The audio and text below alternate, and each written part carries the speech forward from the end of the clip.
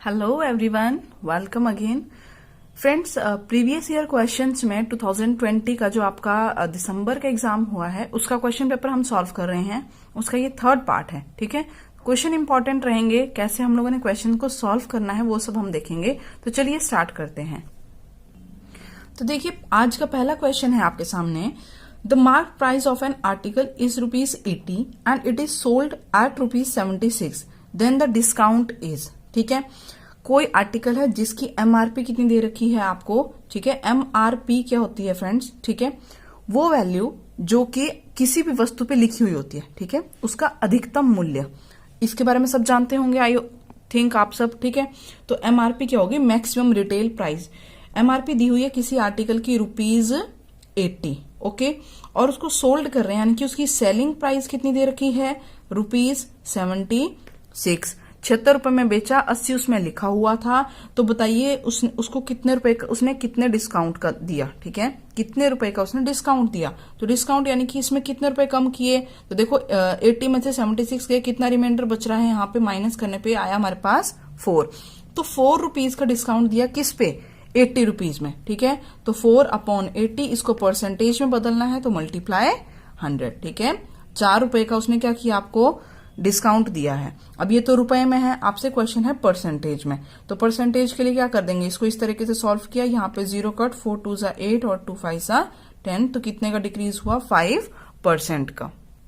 Okay, तो इस तरीके से हमारे पास क्या आंसर आया? 5% का डिस्काउंट दिया गया है उस आर्टिकल पे। ओके, नेक्स्ट क्वेश्चन देखिए क्या है। सेकंड क्वेश्चन 98 नंबर का क्वेश्चन था ये। ठीक है, आपके क्वेश्चन पेपर में। तो क्वेश्चन है, which of the following is not true? इनमें से कौन सी बात सही नहीं है?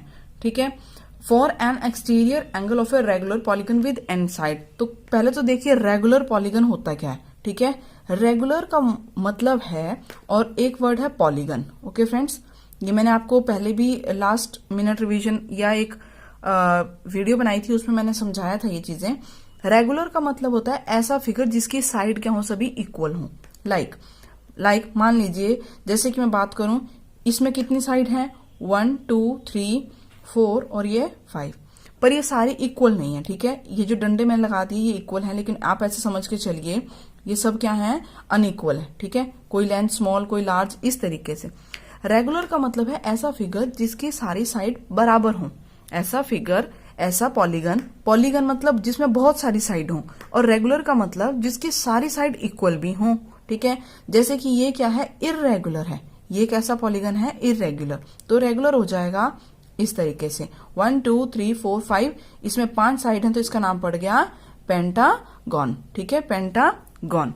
5 पेंटा के लिए, gone means 5 sides, having 5 side या 5 एंगल्स। ओके, तो रेगुलर पॉलीगन एक ऐसा आपके पास दिया हुआ है पॉलीगन जिसमें साइड कितनी है? n साइड है। ठीक है, regular polygon with n sides. Questions आप देख रहे हैं, है ना? n sides. तो बताइए इनमें से कौन सी बात जो है सही नहीं है? ठीक है, कौन सी बात सही नहीं है? तो फर्स्ट ऑप्शन है, each exterior angle is equal to 360 degree by n। तो फ्रेंड ये आपने फॉर्मूला है, याद रखना है। इस रेगुलर पॉलीगन में हर एक एक्सटीरियर एंगल, बाह्य जो कोण है, जैसे कि ये साइड थी, अगर मैं यहाँ को इस साइड को खींच लूं तो ये जो एंगल बना, ठीक है, ये क्या हुआ? एक्सटीरियर एंगल है। ठीक है, एक्सटीरियर एंगल। तो ये क्या कह रहे हैं कि हर एक एक्सटीरियर एंगल 360 डिग्री बटे n होगा।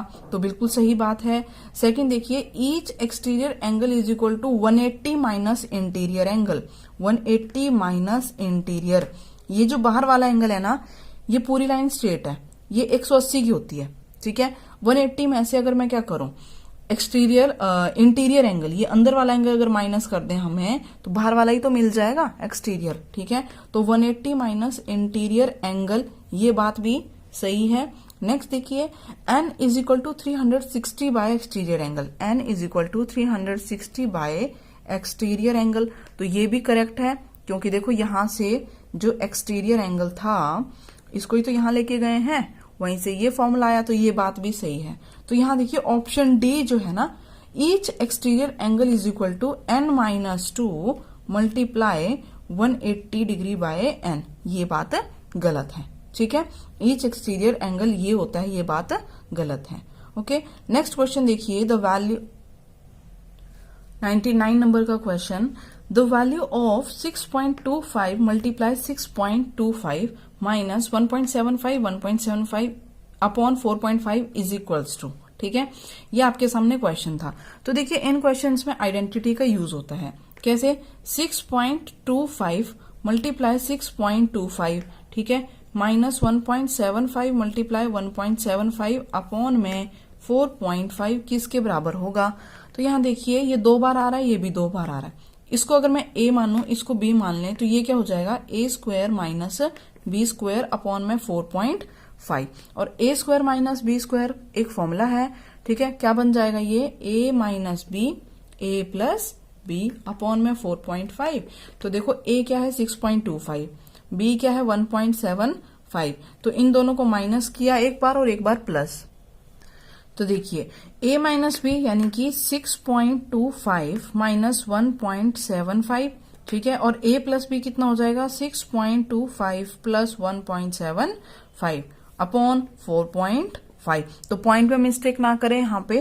तो देखो यहाँ पे 25, यहाँ पे 75 माइनस किया, हमारे पास क्या आ जाएगा? यहाँ पे हासिल लेने के बाद 4.50 यहाँ पे, और यहाँ देखो क्या आ गया? इन दोनों को प्लस करने पे 25 75, ये हमारा 6 और 1 7 और ये 8, ठीक है, अपॉन में 4.5। ठीक है, अब आप इनको कैंसिल कर लें। यहाँ ये 0 लिखना जरूरी नहीं है, चाहे तो इसको हटा सकते हैं, या यहाँ पे 0 लगा लो तो ये कट हो गए। समझ रहे हैं? यहाँ 4.50 था, यहाँ 4.5 है, तो ये देखो 0 0 सेम बनाने पे ये पूरा ही कैंसिल आउट हो गया, बच्चा कितना? 8 हमारे पास। ठीक है, तो यहाँ पे ऑप्शन नंबर बी इस क्वेश्चन में राइट हो जाएगा। ओके, नेक्स्ट देखिए 103 नंबर का क्वेश्चन। ठीक है, क्या 6 टू द पावर 4, ठीक है, 6 टू द पावर 4 मल्टीप्लाई 9 की पावर 2 मल्टीप्लाई 25 की पावर 3 अपॉन में क्या था? 3 की पावर 2 मल्टीप्लाई 4 की पावर 2 मल्टीप्लाई 15 की पावर 6। ठीक है, तो ये किसके इक्वल है? ये हमें इसको सॉल्व करके बताना है।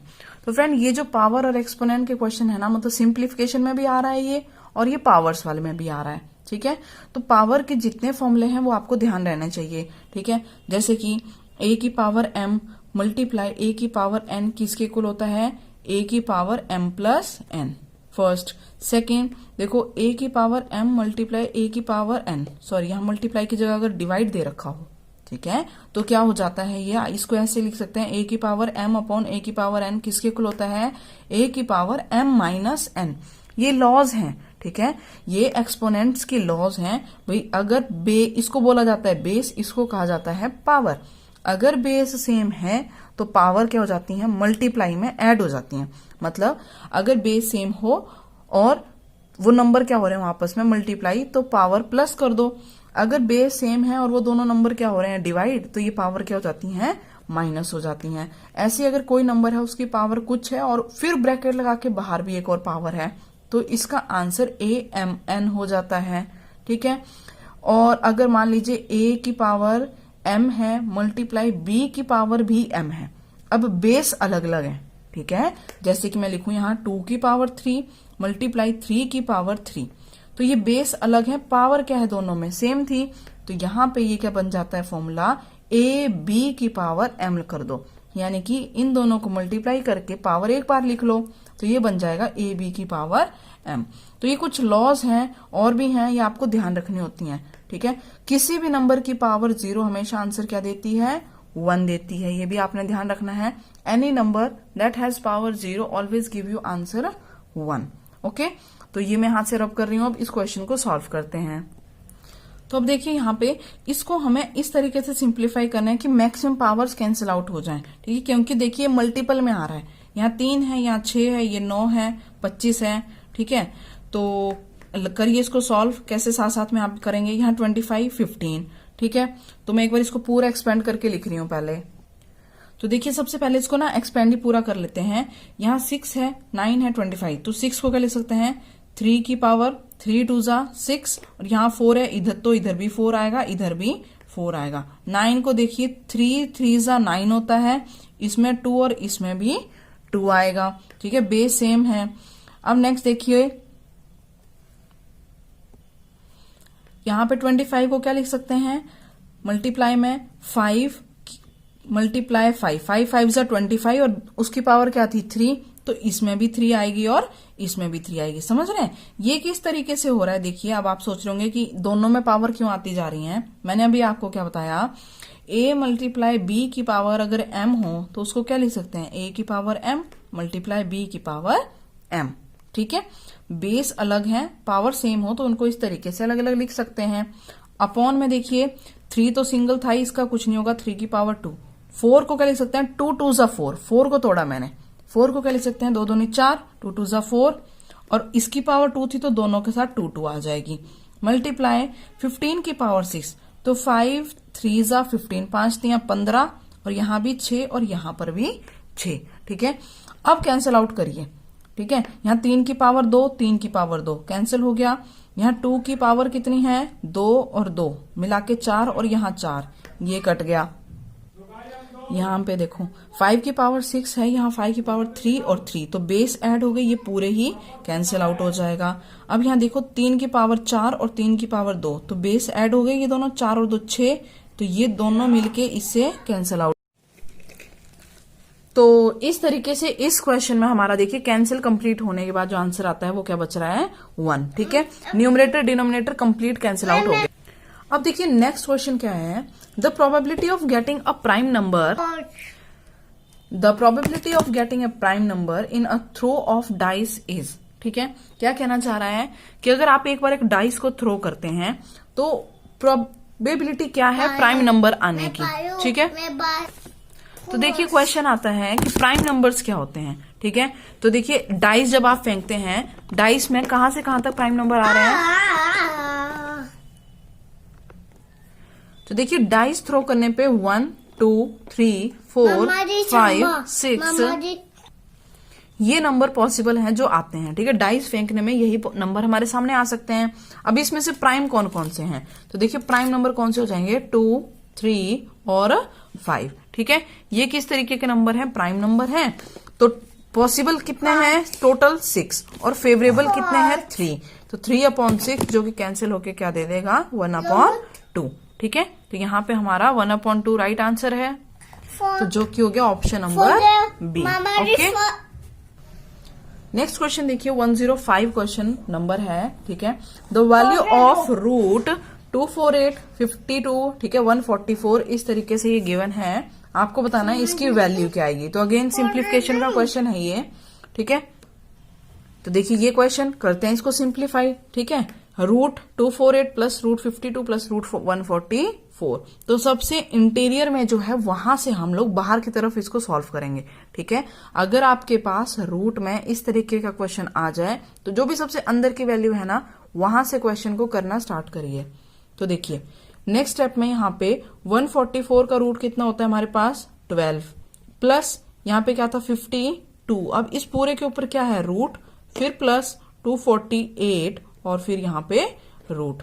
ठीक है, अब इन दोनों को जोड़ने पे क्या बन गया, यहाँ पे हमारे पास 64। ठीक है, 12 और ये 52 कितना हो गया, 64 रूट प्लस 248। ओके, ये भी हम समझ रहे हैं इसलिए कर रहे हैं ऐसे, वरना और डायरेक्ट करेंगे एग्जाम में। तो 248 प्लस 64, 64 किसका रूट होता है, 8 का, और यहाँ पे 248। ठीक है, रूट जो कि कितना बन गया, यहाँ पे 8 8 16, ठीक है 5 और ये 2, ठीक है 256, जो कि रूट होता है 16 का, यानी कि प्लस माइनस 16 का।